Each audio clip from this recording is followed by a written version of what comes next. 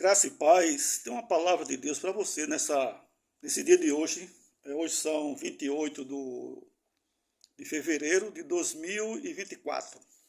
Olha só essa palavra aqui de Deus. Passei três dias fazendo pesquisa nessa palavra no livro de Cantares, ou Cântico dos Cânticos. Diz assim no capítulo 2, versículo de número 7. Conjuro-vos, ó filhas de Jerusalém, pelas gazelas e servos do campo, que não acordeis e nem desperteis o amor, até que este o queira. Essa passagem aí, escrita por Salomão, junto com sua esposa, Sulamita, parece que os dois estavam assim, num ambiente muito familiar, e talvez assim num quarto, numa sala, sentado, né? Mais ou menos algo assim dessa natureza, porque parte das passagens aqui de Cântico é ela que inspira e no outro momento é ele que inspira. Esse que eu acabei de ler agora, quem tem inspiração é ela, não ele. Entendeu? Então, é um livro que é um que tem essa divisória, né? Uma mulher fala e o homem fala, tá bom? Então vejamos, ela dá referência nesse livro aí a dois animais. E eu fiquei pensando, por que ela deu referência a dois animais? Eu fiquei matutando, tal, pensando. Passei alguns dias só pensando. Aí eu disse, sabe agora eu vou fazer uma pesquisa, vou ver o que foi que ela associou a gazela e ceva. Foi que ela associou a isso. Eu fui pesquisar. Eu achei muito interessante essa inspiração da parte da mulher sulamita em referência à gazela e à ceva. Quer dizer a você que ceva, em alguns livros da Bíblia, você vai encontrar ceva, ou você vai encontrar coça, tá bom? Ceva ou coça. Coça é a fêmea do veado. Então, eu vou falar como se fosse coça, tá bom? No meu, tá certo? Então, gazela e coça. Então, foi dois animais que ela associou do que ela estava se inspirando a falar. Então, vejamos.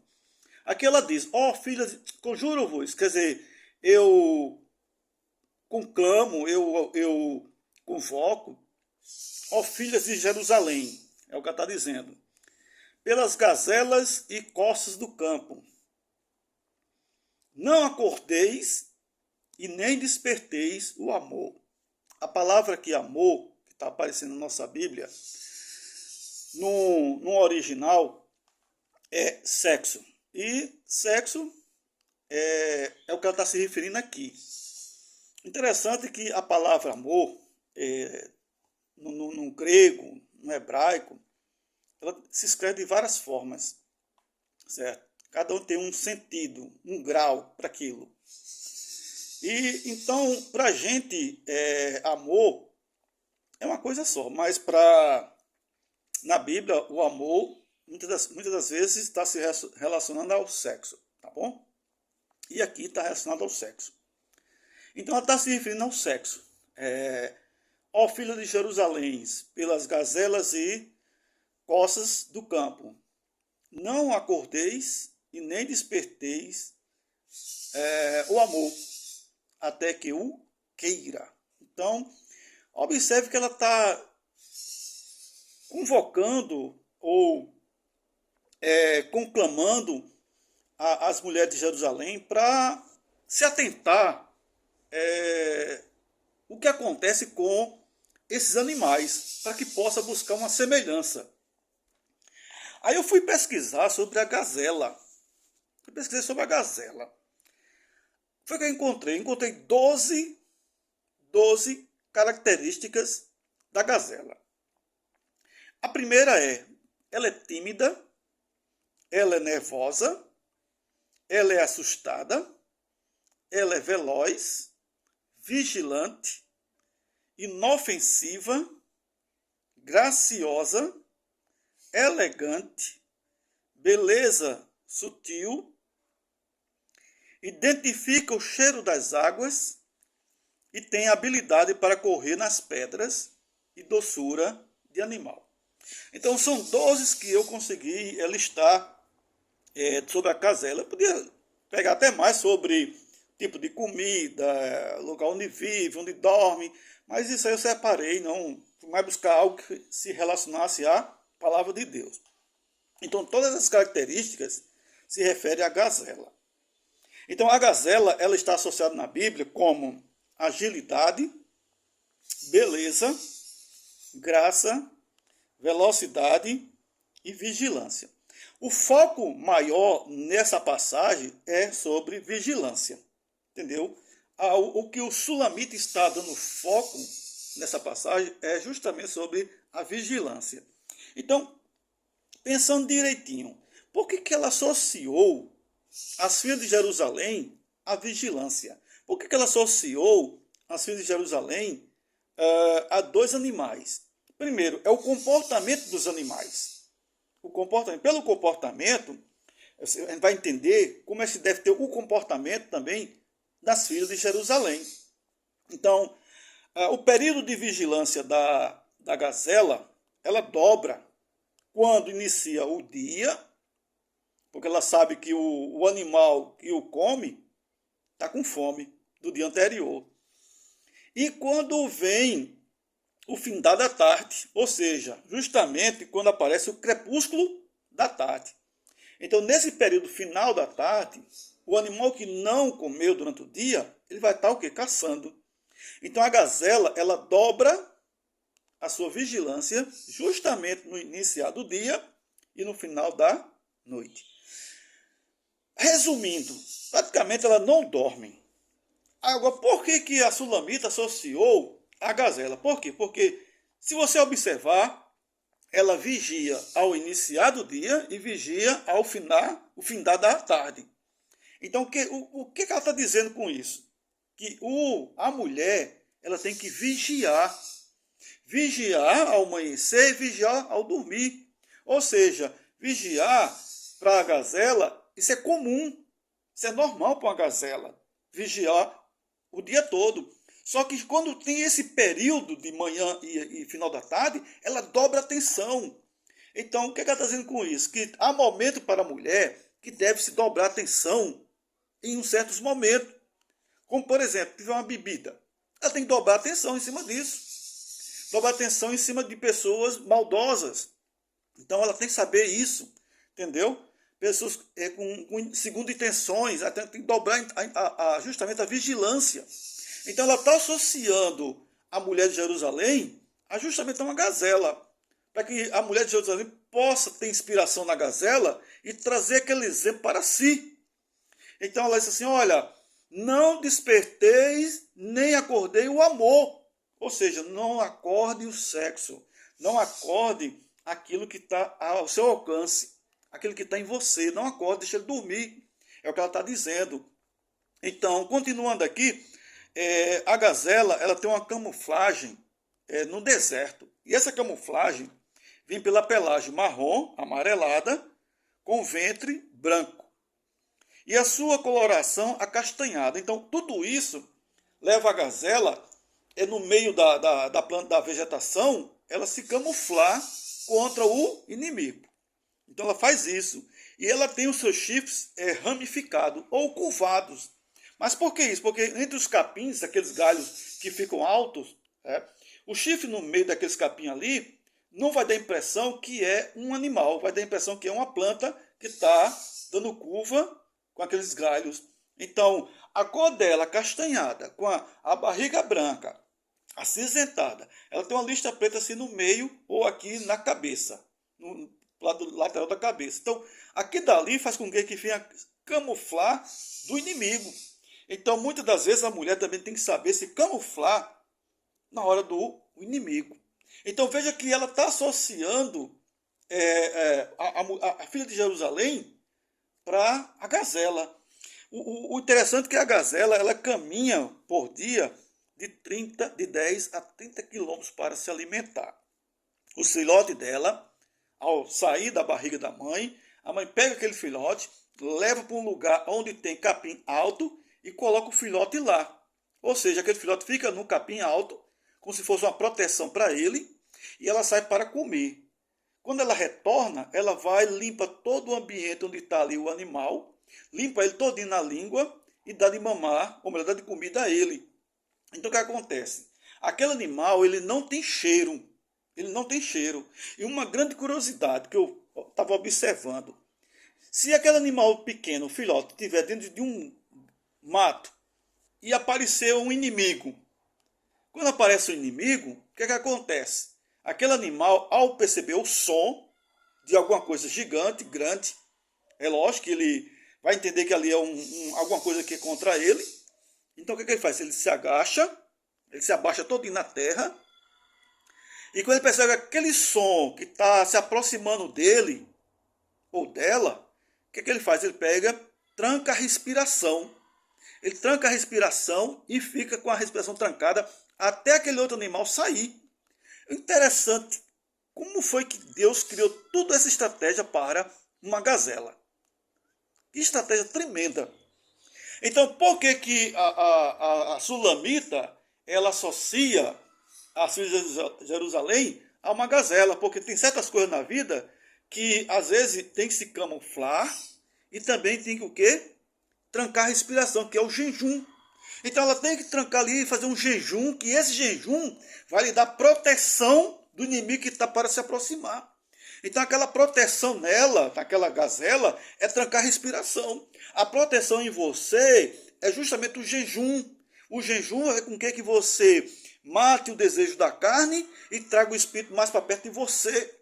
Então, o espírito que vai lhe dar proteção. Então, olha como foi que ela associou tudo isso. Então, eu quero dizer para você que na internet tem um dicionário chamado extraviz, viz.org. Aí eu fui olhar na internet o significado de gazela. Aí lá tem assim, quando uma mulher é chamada de gazela, na internet, né, no dicionário, quando é chamada de gazela, tem um significado muito interessante, ó. Mulher nova, esbelta, graciosa, formosa e elegante.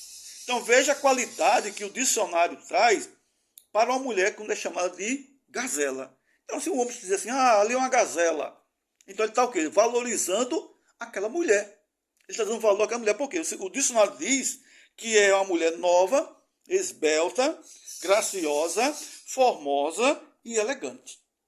Então você percebeu aí a qualidade que o dicionário traz para aquela mulher, quando então é chamada de gazela. Então, observe que ela associou quem a gazela. Agora vamos falar da coça. A coça também é mais importante. Na coça é o seguinte, a coça tem as mesmas características da gazela. A coça é a mulher do veado. Então veja só, ela associou a gazela e associou a coça. Muito bem colocado isso aí, muito bem colocado. Às vezes a gente precisa fazer uma pesquisa profunda para poder entender por que aquilo está sendo associado, por que está acontecendo aquilo. E olhando direitinho, a coça. A coça, ela precisa tomar água constantemente, para que a sua pele não fique dura e crie rachadura. Se isso acontecer, terá feridas e mau cheiro. Ora, se ela tiver mau cheiro, o urubu vai sentir o cheiro e vai se aproximar. Os animais vão perceber que o urubu está se aproximando e eles vão também se aproximar. E aí vai o quê? Comer a coça. Então o que acontece? Ela tem que procurar água, não importa onde. A gazela tem que procurar água. Então ela corre sobre as montanhas. E quando ela acha água, ela entra na água, fica dentro da água, seu corpo desce na água e só fica a cabecinha do lado de fora e ela fica tomando água. Quem na Bíblia é associado à água? Respondeu? Muito bem. Jesus. Lembra daquela mulher que chegou no poço assim, dá-me desta água? Entendeu agora? Jesus é associado à água, ele é água viva. Então observe que a gazela na coça, ela entra na água, ela mergulha na água. Ela não fica acima da água, ela mergulha quando encontra quantidade de águas. Então, o que é que precisamos entender disso? Que precisamos mergulhar na palavra de Deus. Precisamos mergulhar em Senhor Jesus. Precisamos mergulhar em Deus. Precisamos mergulhar no Espírito Santo, para que podemos se alimentar deles. Entendeu? É isso que a gente precisa fazer. A gazela, a coça, ela mergulha e fica com a cabecinha de fora só bebendo a água. Lembra quando estava aquela Maria e Marta, as duas irmãs, na casa, e Jesus chegou e entrou, e uma irmã ficou aos pés de Jesus e a outra lá na cozinha? Está lembrado dessa passagem? Marta e Maria. Uma estava na cozinha, lá preparando a comida para Jesus, e a outra estava onde? De joelhos nos pés de Jesus. A irmã lá dentro questiona e pede a Jesus: ó Jesus, pede minha irmã me ajudar um pouco para trazer comida para o Senhor. Jesus disse o quê? Ela escolheu a melhor parte. Qual? Ao lado de Jesus. Então a gazela, a coça, ela mergulha na água e se alimenta da água. Por que ela se alimenta da água? Porque ela sabe que a água, quando entra no corpo dela, vai o quê? Matar a sede, vai tirar as feridas, vai deixar a pele dela mole, vai deixá-la com mais saúde e mais garra. Então, a água para a coça é mais importante do que matar a fome. Porque matando a fome não mata as feridas, não mata o couro duro. Então, ela precisa o quê? Tomar água para justamente ter uma pelagem melhor. É tanto que o salmista, no 42, ele cita a coça. Vamos lá dar uma olhadinha. No Salmo 42. Olha só o que, é que ele diz aqui no Salmo 42. Certo? Deixa eu abrir no Salmo 42. Aqui, 42. Aqui no Salmo 42, ele diz assim, ó, 42, versículo 1. Como suspira a coça pelas correntes das águas, assim por ti, ó Deus, suspira a minha alma.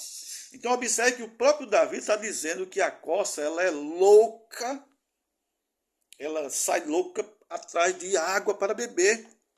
Entendeu? A sua pelagem, ela é densa e macia, ela é cor acastanhada ou acinzentada, que isso lhe oferece a perfeita camuflagem para a coça. Então ela consegue ficar camuflada onde ela está. Outra coisa muito importante, as patas dela não desgastam quando estão correndo em cima das pedras.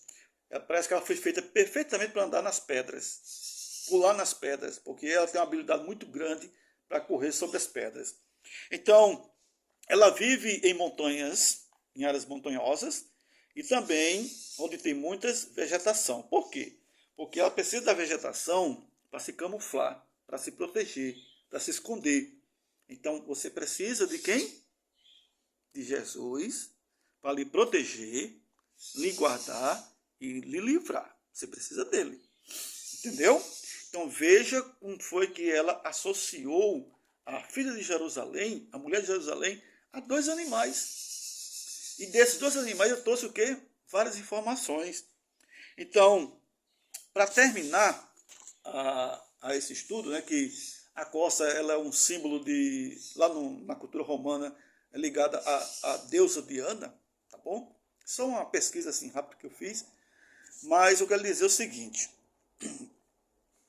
essa passagem indica que o amor não deve ser forçado ou apressado, mas permite a se desenvolver naturalmente e no momento oportuno, ou seja, quando ambas as partes estiverem prontas e desejarem. É uma expressão de respeito pelo tempo e pelo processo de amar, sugerindo que o amor verdadeiro não deve ser perturbado ou despertado antes do momento adequado. É um apelo solene feito pelas filhas de Jerusalém, feito para as filhas de Jerusalém, que representa a situação amorosa. Então, eu quero dizer para você o seguinte. Quero finalizar só com essa parte aqui para você. O cheiro. Suponha que você tem que trabalhar todos os dias e passa por um corredor, uma rua estreita. Todos os dias você passa e volta, passa e volta. Quando você passa ou volta, você sente um cheiro muito bom, muito gostoso de alguma comida. Tanto de você passar por aquele lugar e sentir o cheiro daquela comida, um dia você vai parar e vai comer. Pode ter certeza disso. Sabia? Segundo ponto, o visual. Se você passa todos os dias por um lugar onde tem na vitrine algo que você possa usar, você passa todo dia e olha, todo dia e olha, todo dia e olha. Vê alguém usando aquilo que você está vendo. Vai chegar um dia que você vai querer usar também. Por quê? Porque tanto o cheiro como o visual vai aguçar a vontade. Vai despertar a vontade. Você deu para entender agora? Então, muitas das vezes, é bom não sentir o cheiro e nem tampouco olhar o visual. Por quê? Porque de tanto ver ou tanto sentir o cheiro, vai terminar praticando. É por isso que Sulamita, a esposa de Salomão, disse: ó filho de Jerusalém, não desperte e não desperteis, nem acordeis o sexo, até que um dia ele deseje por conta própria. Amém? Então, é essa mensagem que eu quero trazer para você, nesse dia de hoje, o último dia do mês de fevereiro de 2024. Amém? Pastor Kleber, que Deus te abençoe e te guarde, que te faça resplandecer o rosto e te dê a paz. Deus é contigo.